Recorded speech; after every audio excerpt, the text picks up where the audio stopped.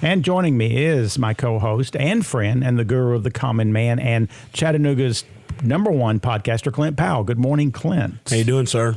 I am very well. I've got people appreciating me from all over the town, and I am just being blessed with blessings. I'm blessed with blessings. Okay, I don't know what else you'd be blessed with, but cool. That's awesome. I just wanted to start off by saying two things. I'm doing what most radio professionals do. I'm doing this show with gum in my mouth that I got from your store. Great gum. Nutrition World. And then also, I am drinking one of your protein waters. I want to tell everybody how cool it is. It's pretty pathetic when I sat here and you said... He goes, what are you drinking? I said, your protein water. Let me see that. I've never seen it before. It's 20 grams of protein, no sugar, with stevia. And whey protein. Monk fruit is a sweetener. Monk fruit, and it's great. It's clear protein. It's fantastic. Has all the right words on the bottle, and it tastes good. 20 grams, and it's like water looking. It's the clear protein, which is not easy to find. It's really good. Y'all, good job, Ed. Way to bring something. Thank you. I worked hard on that one. Yeah. I got a show full of stuff today, and I'm gonna get that protein too as soon as I get back to the store. Because I've never seen a clear protein that did not have artificial sweeteners until this moment. And you got 3 or 4 different flavors there, too. Okay. And it's called Ready Protein Water. There we go. Thank you.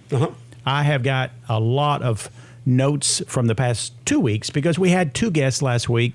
And when we have guests, I'm still accumulating data and ideas and information about what I personally and I want to share with other people regarding education, empowering them for their best health possible. So I've got a lot going on. One of those is, and I don't know if you saw this, Clint, but the headlines in all over the media about melatonin. Oh, yeah, I did. Melatonin linked to 90% higher risk of heart failure.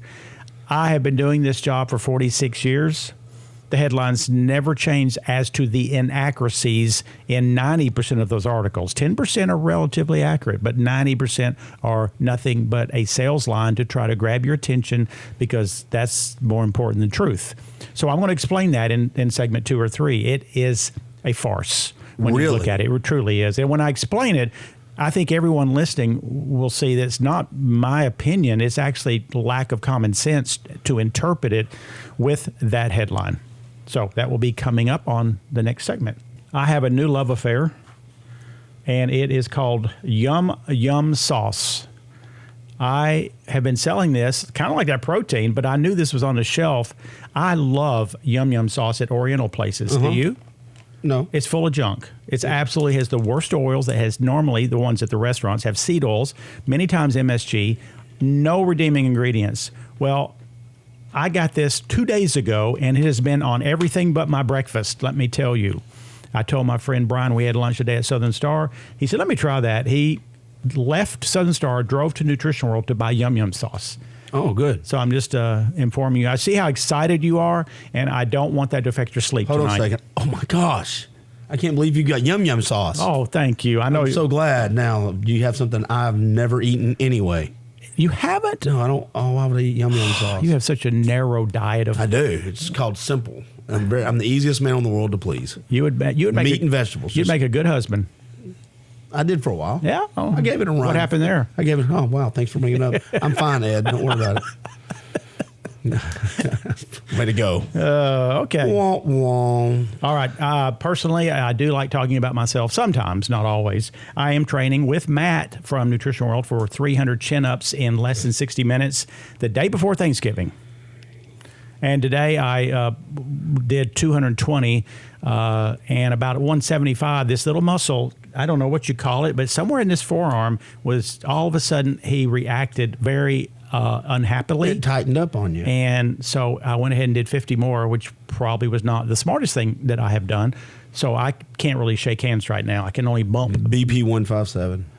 It's going to take a week of rest, okay? Oh, okay. Yeah. Don't take any nutritional stuff from me. I'm the guru over here, but no, that's good. Hey, we got gut check coming up and a gut lecture coming up on November 18th. Laura DeWitt, who is really respected across the country as one of the leading common sense experts in regard to IBS and constipation, diarrhea, just poor digestion. And she will be doing what we call a gut check on November 18th at Nutrition World. What does that mean? You can come in free and have a consultation with her. She's not treating your medical conditions. She's empowering you with options and maybe even options to go to a doctor and ask certain questions that you may not have thought of. So put that on your calendar. Go to events under nutritionw.com to learn about the schedule. But at that 5:30 in the evening, she'll be having a lecture at the Wellness Center there at Nutrition World. I have been listening to the podcast of value to me, I guess I will say. And you have a lot of, what is your podcast? Go ahead and say. I've got a bunch of them. You can find all of them. They're about crime, health, politics, veterans, adventure, culture, history. You can find all of them at NugaPodcast.com, and podcast is plural with the S. So NugaPodcast.com, and we're in the process of building our own podcast studio. And it should be up and running in about 2 or 3 weeks, and we'll give more up to date. Keep everybody in the loop on that down the road. But thank you.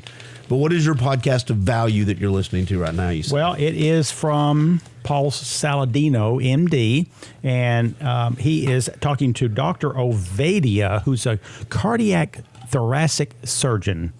And if you go to YouTube and you type in Paul Saladino and the word Dr. Ovadia, which is Ovadia, you'll see the headlines that first pops up. My LDL was over 300. Well, LDL is the supposed really bad guy. Right. This is the machine gun that causes supposedly all the damage that's causing cardiovascular disease. Well, this Dr. Ovadia, I'm very impressed with him. Now, I've followed Saladino for years. I eat about 80% like Saladino does. Carnivore, high protein, clean foods, less carbs, and I do not believe that plants are the nectar of longevity that I did for 60 of my 68 years of living. I told the staff meeting yesterday, I said, my take on plants are, I really believe in broccoli. I believe in cruciferous vegetables, the coleslaws, cabbage, Brussels sprouts. Those go down a pathway with sulforaphane that truly does reduce cancer. I think there's no doubt about that. It helps in every area. There's no negatives. However, just because a food's nutritious does not mean it's healthy. Oh, I had somebody left their cell phone on. As Clint. Oh, okay. So the food, you say that again. Because they're nutritious does not mean they're healthy. I've lived my whole life thinking if it's grown in the earth and it's full of nutrients, it's got to be healthy for me. And I have come to believe that 90% of those foods have the relationship of nutrient in them really doesn't have a correlation to it being healthy. One of those is oxalates. They're very damaging to my body, and most of those were very dense in nutrients. Here we are looking at a lot of these fibrous foods that we think we need all this fiber. I told Amber, our gut expert at the store today, she has a client that's fighting this mentality of, no, I've got to have all this fiber. And I don't want to I don't care about being gross about it. I just know that you, Clint, you don't receive well the conversations about poopies and things like that normally. I don't mind it. You just seem to be fixated, but continue. It's not my fault. All right. So I said, when I reduce my fiber by 50%, because when you start eating a lot of carnivore and you don't believe in most vegetables, you really don't have a choice. I mean, it just goes down. I want you to know, and I can show evidence of this, that my poop is about twice the big now as it was when I did fiber. So 2 things. Mm-hmm. I'm not dismissing that. So I'm going by your anecdotal story. Second, no, you don't need to show any proof. You believe me? We'll all believe you. Just even if we don't, avoiding you trying to feel you have to show people proof of your poop. But with that being said, I am surprised. Can I ask you a question about this real quick? So how about the stuff from this? And this is an honest question. So it's nutritious, right? You said it's nutritious doesn't always equal healthy. Yep. But also, am I wrong? Isn't that where you get a lot of your minerals and other things from the soil and the plants around them? Isn't that how you also get a lot of those? You do get some from those, but it's also a weighing out of benefit against non-benefit or even risk. And we've been believing a inaccurate title that all things that grow on the earth are here to support our health, and we can get plenty of minerals from red meat. There's plenty of good nutrients. You're not saying cut them out. You're saying they just may not be a biggest They may not take as much room on the plate as they we do think not. they They do. should not. I don't care what they all say. I'm 70 to 80% healthy fat and healthy protein, and 20 to 30% the vegetables. It used to, my whole life, it was the opposite. Well, I just used to have the plates in thirds. Yep.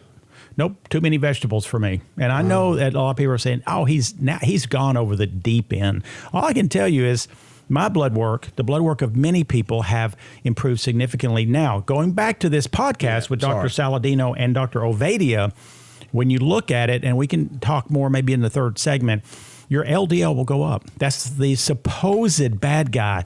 I have very strong beliefs after really spending 50 hours looking into the conversation of lipids, cholesterol, effects on the endothelial lining, and the relationship to cardiovascular disease, that it is not what it appears. And this is where Dr. Ovadia and Dr. Paul Saladino break it down into the science of why this is misleading for the majority of people. Once in a blue moon, it isn't, but in 80% of the cases, it truly is. Every doctor out there will say, "Oh my gosh, quit eating the way you're eating." But the thing is, carnivore is going to make LDL go up. The issue is it dangerous? In my opinion, it is not if you have a plan put together appropriately. Yeah, and that goes, and I'll just cover everybody on this too. Also, though, you do what you're supposed to. Make sure you're talking with your doctor about any changes you're making like that. Yeah, you talk to as many experts as you can, and then you use your wisdom to make the proper decisions. Right. But we all have to know that the people we talk to,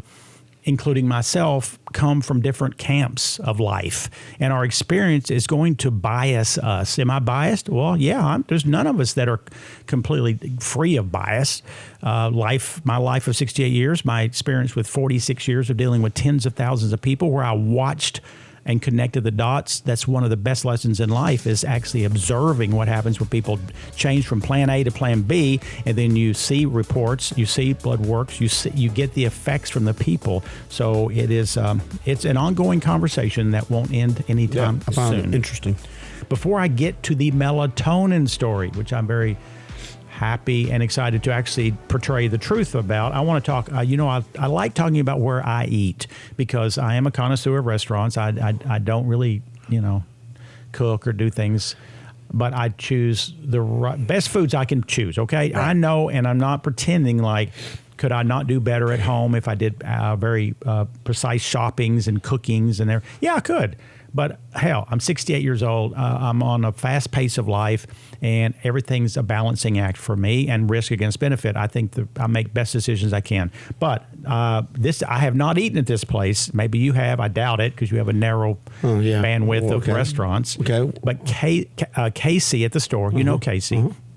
I walked down to the room downstairs where all the employees eat their lunch, and the best smell hit me. And I said, "Where did you get that food?"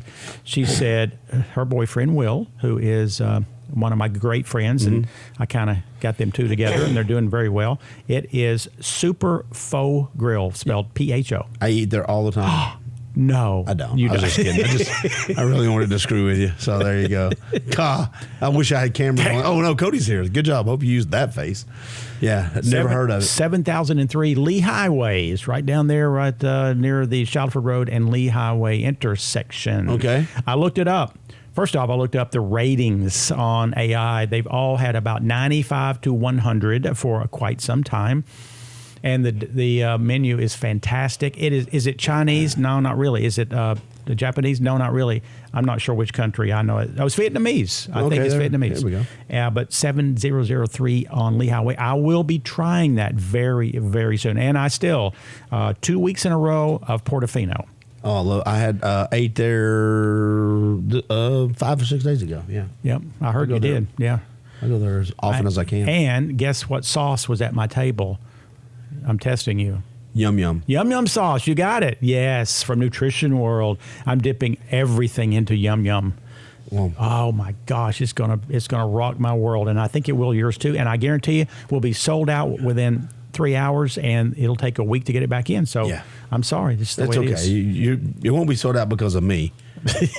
You know what? It would be sold out though. El Jefe organic coffee. Hey, let's talk about Jeff that. Stiles, the talk radio icon in Chattanooga. Every time you buy a bag of El Jefe organic coffee at Nutrition World, couple of dollars goes to help me build the podcast studio. So thank you very much. I forgot about that. Yeah. I love quality coffee. Yeah, it's good. And then people have tried it. Love the El Jefe organic coffee. Yeah, nutrition world.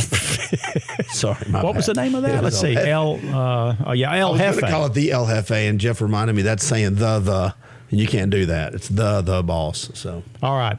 Melatonin, we've all taken it at times, most likely. And people.com and The Sun and other publications really had some strong headlines. I don't know how they sleep at night when they make such an error, which is not an error. They may do it intentionally to try to draw attention. Melatonin linked to 90% higher risk of heart failure. That's pretty some strong headlines right there. Absolutely. 90%. So let's dig into that just a little bit. What it actually studied, what they did was the adults with chronic insomnia and regarding a large electronic health record database. So what they did was this was an observational study. First off, that throws a lot of doubt within the conclusions. That means someone took surveys and they are answering questions, and those were put into a database. And then something came out of that we analyzed the answers to those questions. So what they did, they had people who had long-term melatonin use, which is over 1 year, and they were compared to non-users over a 5-year period of time.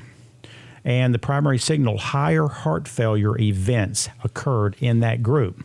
Well, how strong is the evidence? Well, it was presented at a scientific session called AHA, not peer-reviewed. Well, what does peer-reviewed mean? It means that there has been a certain standard of people who have really gone through that study and basically put a check mark next to it and said, yes, this was well done. Conclusions are probably valid. Didn't have any peer-review study. And the thing is, this is what was interesting. And I had to think about this to come up with this theory. Like they said here, how strong is the evidence? Well, they're saying it's pretty lacking and strong, but here's the correlation. Just imagine now, the people in that study that did not take melatonin, I think we could draw a conclusion about those people. What was that conclusion? I haven't read this. This is my thinking. The conclusion is they probably slept well. Because the most people will always use melatonin, at least for a period of time, if they are struggling with sleep. I mean, it's the most common remedy that there is next to a prescription drug. None of these people that they compared it to used melatonin. It means probably they were sleeping decently. Okay. So the other group was using a consistent melatonin for at least 1 year, and it could have been up to the 5-year period. That means they're not sleeping well. Well, just imagine, and I know this quite well, any disorder or disease that we have, how can we complicate that disease? How can we increase the damage from that disease? One of the biggest factors is not sleeping. So what they're doing is they're taking a group of people that kind of you could label healthier and less healthy. Melatonin had nothing to do with it, which is what I know some of these conclusions will be, because you're taking two groups that really melatonin was not even affecting them, but melatonin was actually categorizing them. So it would be in some ways like if you smoked and you didn't smoke, it's almost that bad. So what I'm saying is don't worry about the melatonin. Really? 46 years of watching tens of thousands of people take it. Does that mean I know? I don't. I don't keep records on 10,000 people. Right. Have I ever heard of a heart failure? That's different than heart attack. Mm-hmm. When's the last time you heard somebody said heart failure? I don't know. That means the cardiac output is so less that it can't keep up with the body, and it basically dies. They didn't have a clot. Plus, we don't know, and you kind of alluded to it, we just don't know what other conditions they may have had. They did. Well, no, I'm saying any condition they had is going to be exacerbated by lack of sleep. Yes. So, and you know that 70% of adults have conditions. I would throw my layman's caveat into this that you can push back on. It's your show, but even if you hear this, I still think it's worth a conversation with your doctor.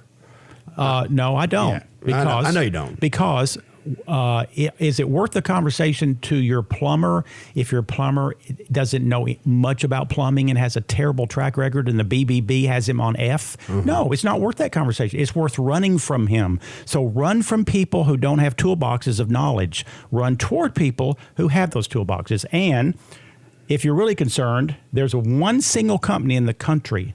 Nobody knows this hardly in stores, but it is Symphony is the name of the company. It's called Herbatonin, the only melatonin made from a plant.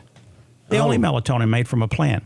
Let's just say there was a correlation. I will bet 99% that because melatonin is synthetic, maybe, but plant-based melatonin is not. This is exactly like your body makes. So interesting. Symphony is the company. I love it. Kurt loves it. And your body makes melatonin anyway. Makes decent amounts until we get older, and then it makes less and less. So that's one reason why. I wonder in the study, and you might have said this, I wasn't listening. I try not to listen much when you talk facts. So you might have said this. Did they talk about at what level of melatonin they said took it every day? Did they, in other words? They inferred it was around 3 to 4 milligrams. There was an inference. I'm sorry, but again, they did not ask the participants in this survey how much they took. Oh, they thought inferred it. They were saying 3 milligrams is the average amount, so they were inferring. And that would be the amount above what the body already makes anyway, right? Yes, but if it's supposed to make 3 milligrams and you're 50, you're probably could be making a half a milligram. Gotcha. You could be. How do you tell if you have fake olive oil? When I say fake olive oil that has been diluted with what I despise for health, which is seed oils. And what they would do is dilute it with canola, sunflower, safflower, because you mix two oils together that are similar colors, you're not going to see it in a bottle. Well, one of the best ways to determine if olive oil is at least non-contaminated with seed oils is to put it in the refrigerator, because olive oil will be completely solid.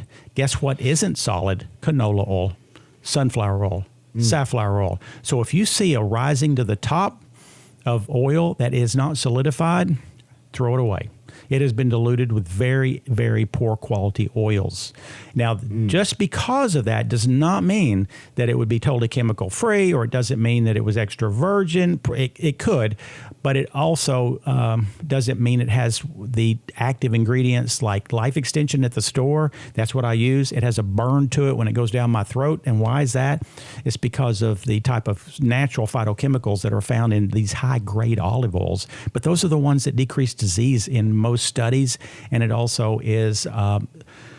I think you'd have to probably do 5 tablespoons of a moderate olive oil to equal 1 tablespoon of Life Extension. I love it. Have you seen the new restaurant going to open, Cane's Chicken Fingers?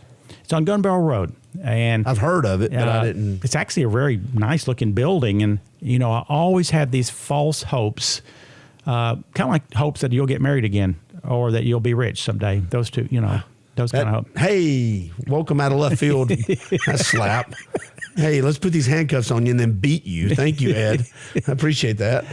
So I'm looking at this beautiful building with a great sign, and I don't know anything about Cane's Chicken Fingers. I assumed it with the word chicken fingers. Well, I was just so hoping that, I'd bring up the website and they'd be like, hey, we've entered a new era.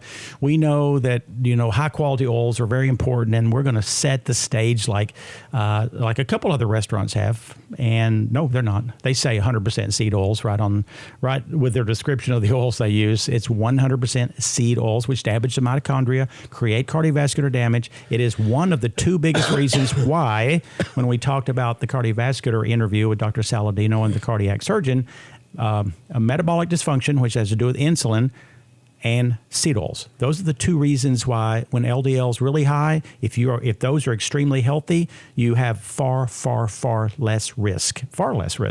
When they're out of control, even healthy LDLs are damaging the artery lining. So no Cane's Chicken Fingers for me or those who care about your health. Can't wait to try it. You'll be one of the first in line, won't you? Me and my future wife. Well, you put life insurance on her. See, that's why you'd give her seed oils. She won't last too long. Hey, research shows permanent standard time is healthier than daylight savings time. And there's been a debate for so long, and who knows? I think maybe next year it might change back to a standard. But staying on permanent standard time instead of shifting clocks twice a year could possibly prevent thousands of cases of obesity and hundreds of thousands of cases of stroke across the U.S. Your circadian rhythm, the body's internal clock, works best with early morning light, which helps regulate sleep, energy, metabolism, and immunity. And so that's interesting. How do you do with this time change that we're on? It doesn't bother me a bit. We do, now that we've gone back an hour, we do get sunlight earlier. We're getting it. So we're in a good place right now. Yeah, it doesn't bother me a bit. I mean, it does after a while, but I know people that are very affected by it. By 5:30 or 6 every day, their mood's completely different. And they just feel, I kind of like it because it reminds me of holidays, and I love holidays. True. So I'm a holiday dude anyway. So Christmas tree's already up, you know. I mean, I got candles lit. No, you don't.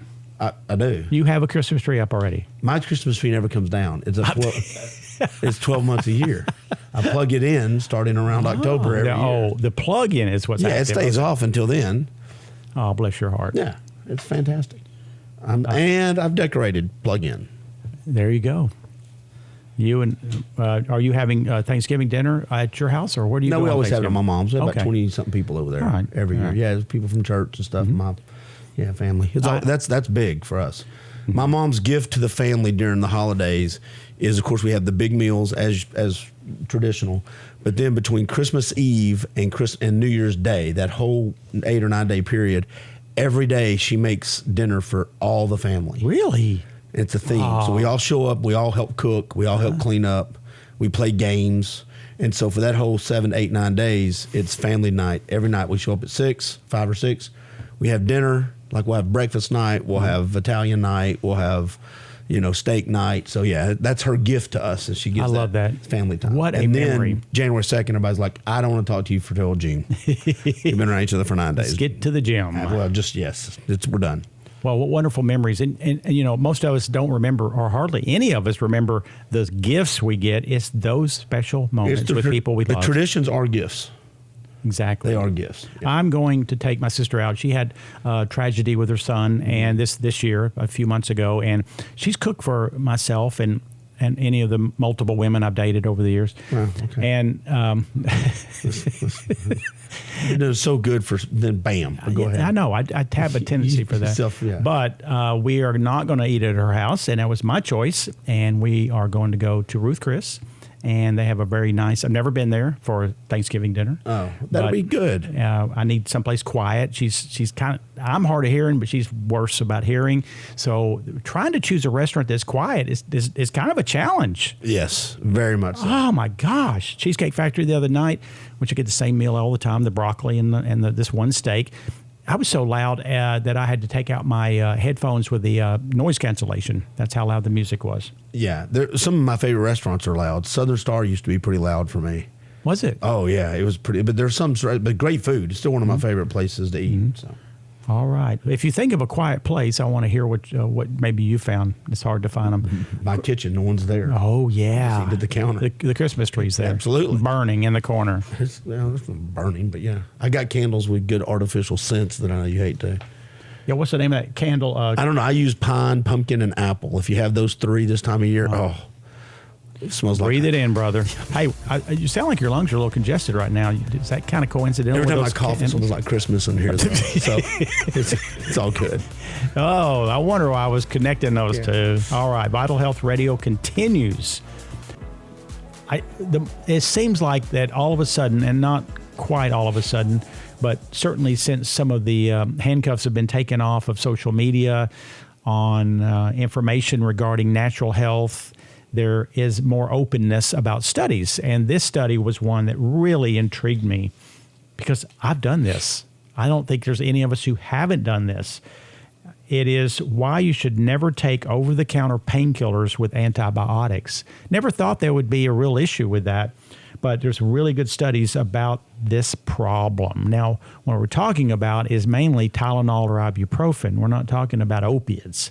And each year, there's 4.9 million deaths worldwide linked to antimicrobial resistance, basically drug resistance. That means the drug doesn't work anymore. And it could be one of the greatest threats to our future health, which are when antibiotics quit working, we're going to be in a world of hurt.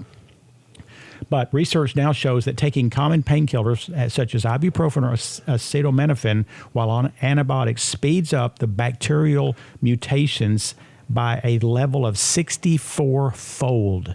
That means without the painkillers, you're going to get a normal rate of drug resistance. That means the body and the bacteria that the antibiotics are fighting learn to evade the antibiotic. But when you're on painkillers, it learns at a rate that's much, much more aggressive. So that's why people have to go to the drugs like vancomycin and some of these extremely high-level toxic antibiotics, because if not, they may die. Well, their body has lost the ability of its own also to fight some of these things. So what do we do, when we're really hurting? Hey, Ed, what do we do? Thank you, Clint. You're welcome. I just thought I'd ask. It's not an easy answer, because if you're really, really hurting and someone's giving you antibiotics because you actually have an infection like a UTI or you have something like that, I resort to the green pharmacy. I just have to, and I have to suffer through the aches and pains, except in the worst of situations. And like when I had my double hip replacement, what I have to do, I had to take the antibiotic. Of course, you're cut wide open with a chainsaw on both sides. It'd be foolish not to take it. But then you're given all these painkillers. So luckily, I'm such seldom use antibiotics, maybe twice every 10 years. And it's been years since the hip, 2 years and 6 months since then. But painkillers, they actually focus on E. coli, the bacteria that causes urinary tract infections. It's probably where most people are subjecting themselves. And when it was exposed to Cipro, which is one of the more toxic of the antibiotics, it's called a fluoroquinolone type of antibiotic, which actually has to do with weakening tendons and ligaments. That's why a lot of people on Cipro, they can tear their Achilles tendon, or they can do other just modest movements, and all of a sudden it's like, wow, how did that happen? Also has a little to do with the aorta and how its health can decline with that. But taking those two painkillers with it, the bacteria, they not only adapted, but they multiplied like crazy. So again, I take the Terry Naturally Acute Pain Relief. That's what I do 2 or 3 times a day. What's it called? Terry Naturally Acute Pain Relief. It has something in it called black seed oil, which I've been kind of not really into for years, but it is coming up that it has a decent amount of pain-killing properties. Nothing like a drug will. Synthetics are potent little molecules. And, I don't mind taking a painkiller by itself, but I'm more concerned now if we're doing it with the antibiotics. This guy here, Andrew Kaufman, don't really read a lot about him. Kind of interesting guy, but after years of research, this is what Andrew Kaufman, MD, said. Here's the uncomfortable truth. Allopathic medicine, which is traditional drug-based medicine, is actually not designed to make you healthy. It's designed to manage your symptoms just enough to keep you dependent while suppressing the very signals your body uses to heal. Real health comes when you step outside this reactive industrial system and start trusting your own biology. No one is more qualified to lead your healing than you if you are informed. And if you're not very good at leading your own health. Because discomfort is a signal in your body that actually does and sends signals to other parts to make something happen, because your body doesn't like being ill. It doesn't like having pain. So it has processes to help itself, but we inhibit those processes. Well, we get used to living with them too. You are right. That's the chronic is the world's worst, because then your body makes adjustments, whether it's a real hip pain or how you sit, how you walk, how you talk, how you sleep, all those things. You adjust to the pain because you can run out of options. You're like, I don't know what else to do. Yeah. And I think even most of us know that the overuse of pain medications is very injuring to the gastrointestinal lining. But in my world, and that's why I'm glad you do what you do, but it's like you run out of options. Okay, so my options are constantly live in pain with no sleep, being grouchy, can't eat, whatever the inflammation is, which is not healthy at all, or take medicine, which gives me some relief a little bit, but it's not healthy at all. It seems like I think a lot of people default to, well, if they're both bad for me, I'll get the bad that is temporary relief rather than go through because they just, if you're just going down the medical route, I'm not saying there's anything wrong with it, but they come to a place in the road where they go, we don't know what else to do. Don't blame them. And you know what? Enduring the pain, either taking the drugs and just plugging on, or enduring the pain and doing nothing else. Both of those have not tapped into the option of trying to really dig deep to see why is the human body. Yeah, you almost wear like a badge of honor, though. I hate to say it. You can adapt the. Man, I live with pain and move on every day. I'm the Navy SEAL of radio reps, because I am, whatever it is, we just take it as a badge of honor. Look how much I can live with, until it starts truly. It doesn't break your mind down. It starts breaking your body down, and now you're like, oh, now my body doesn't even live with pain anymore. It's breaking. That's so true. Yeah, but that's how you get behind the 8 ball. But how many people with chronic pain are actually on a very aggressive search to see why is the pain happening? But it goes back to you. Their team isn't telling them. A lot of times the team they put around them doesn't include someone like you or Amber or one of your other coaches or Julia over there, Kurt. They don't, or Amy. They don't have those. Or anybody, not even us. Anybody. They don't have anyone is right. Right. But you're one of the few people who has a lot of pain, and unless I ask you specifically, you'll never say anything about it. Oh no, I don't. Yeah, you don't. You're the least complaining person I've ever seen. But look at how many people half their conversations every day is about how that's why I the say doctor's visits what options and the pains. Do you have? People go like, well, do you really want to hear? Yeah. Because as soon as you start sharing yours, I get to share mine, and I'm like, oh, mine's way better. I'll take my problems. That's right. No. Well, interesting. And there are, again, rearranging the physiology through right blood testing, right interpretation. And again, you and I think you do worse than I do as far as choices in your life. Well, yeah, I'm not being ugly about it. No, you're not. But I also don't make the best choices. I don't get enough sleep. I do overwork and I do overschedule myself. And it does take a toll. And the less sleep I have, the more discomfort I have. Here's the thing that I think I have over you that is it's not a badge of honor. It is actually a sign of me not being quite as bright. I've been very disciplined, and then I've not been very disciplined. You've been mostly disciplined your whole life. I have not. I've gone 50% of my life super disciplined, the other 50% somewhat, and then there's part of that 50 that I've just not been. Like right now I'm on a 3-week period where I've just not been that disciplined. So I know what it feels like to be disciplined, and I know the expectations going into it. So when you slip out of being disciplined, when you slip out of I'm going to take the slow approach to healing my pain rather than the quick approach, my pain, whether it's an emotional pain or physical pain, you have a sense of, I know better. There's more expected of me. I don't mean that in a bad way, but there's some people, you're so disciplined that you slip up a little bit, you feel it. Yep. It takes a lot for me to feel it. Yeah. And by the time I get to feeling it, I'm pretty much established bad habits. There you go. And so some of us just go in and out of it. And we know better. Well, you speak for a lot of people. Of course I do. No doubt. No, there's times some summers I've loved having my shirt off, and some summers I wear the big bag of T-shirts. That's the way it goes. That doesn't mean it's right, but that's also life sometimes. And sometimes. And all that's by choice, by the way. It's choices I've made. Absolutely. Yeah. And sometimes being overly disciplined in my life has cost me things. It certainly has. That's okay. You pick up a stick, you get both ends. That's right. But they're all lessons in life, all of them. Since we talked about melatonin earlier, this was a cool study about people with migraines. And it says melatonin does more than regulate sleep. Research showed melatonin reduced the headache frequency in migraines by 51% and the intensity by 53%. If done about 3 milligrams, but it does take several months to do that. So throwing that out, and the conversation of this ridiculous study that was on the headlines. Again, I like Herbatonin because it's plant-based.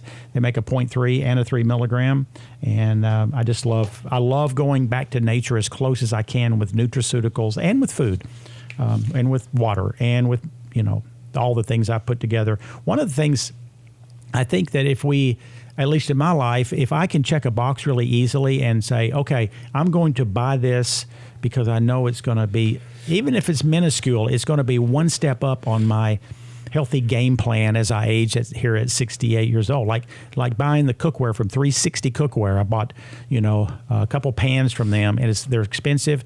I've never had food cook as well because the heat transfer is what makes it happen. But I'm not getting any of the heavy metals or of the toxic compounds like Teflon and all the other things. Yes, it's harder to clean out, and I'm not.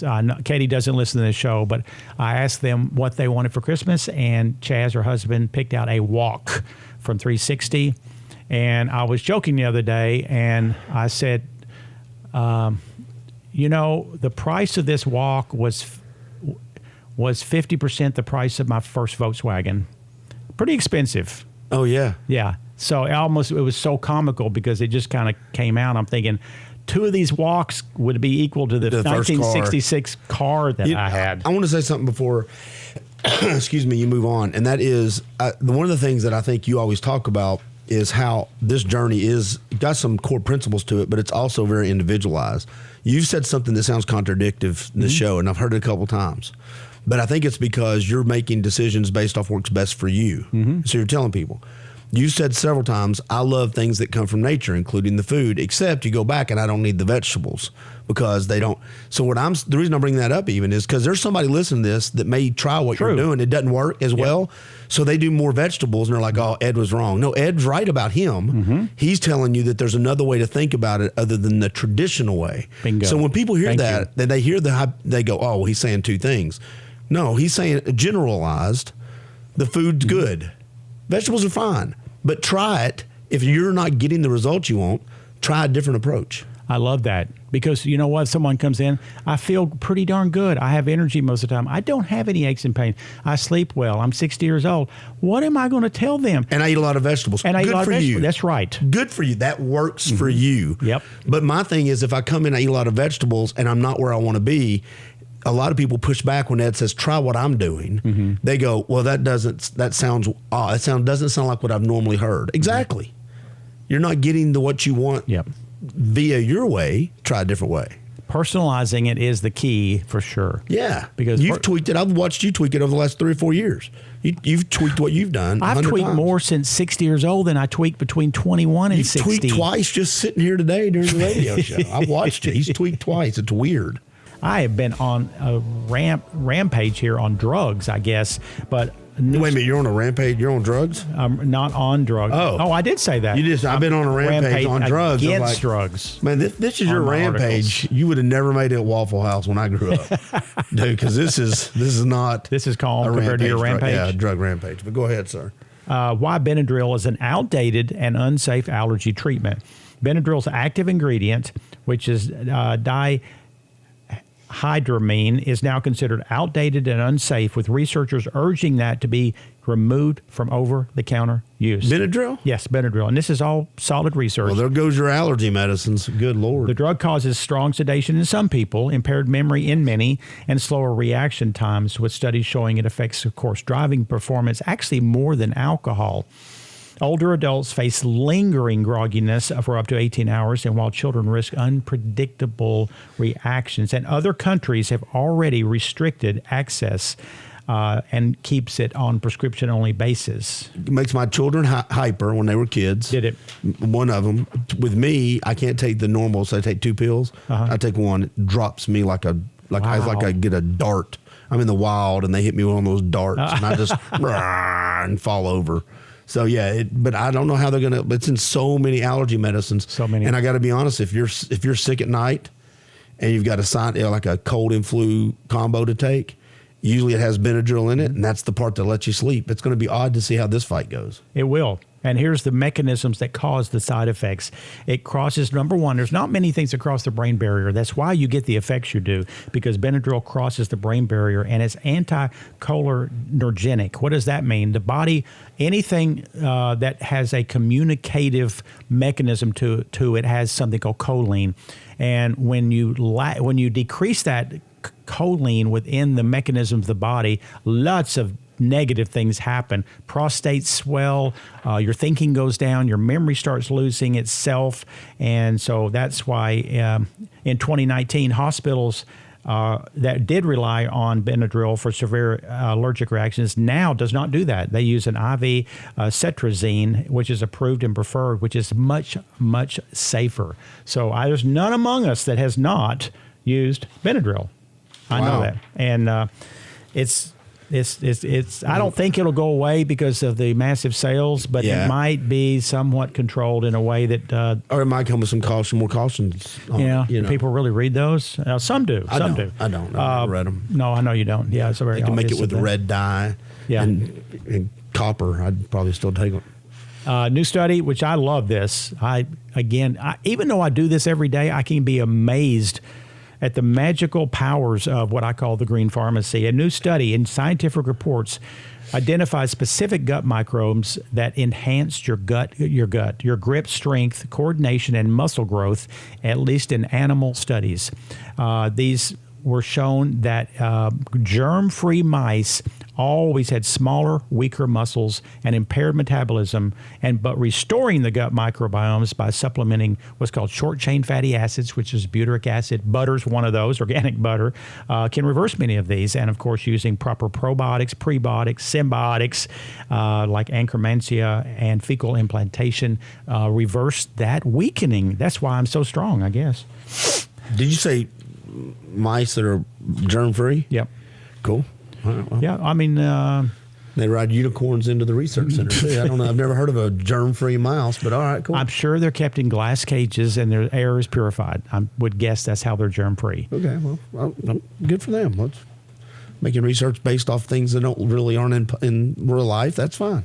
That's good. Well, what it means is that Nutrition World sells probiotics, okay? You sell all the autics. Autics. You have all pro, pre, Symbi, whatever. If it's an autic, by golly, they carry it in Nutrition I want World. all the autics I can get. Me and I'm you both. Odd. Yeah, wow. I'm an odd idiot, so that's an audic. That's going to be a really weird way to end the show. That's not going to be words of wisdom. People will be saying, yes, hey, he's right. He is odd for sure. I don't know how much time we even have left when we started doing this segment. I know, not much. I've used it up here with complete useless banter. No, wisdom. You've given tons of wisdom. All right. Organic butter and mice and all kinds of stuff. All right, brother. Yep. Hey, guess what? That wraps it up for this week's edition of Vital Health Radio. Remember, you can catch these past shows anytime on your favorite podcast platform or visit us online, vitalhealthradio.com. On behalf of the glorious Clint Powell, myself, and the incredible team of now 38 staff members of Nutrition World, just hired a new guy named Edward from Crunch Fitness, we sincerely thank you for spending part of your day with us.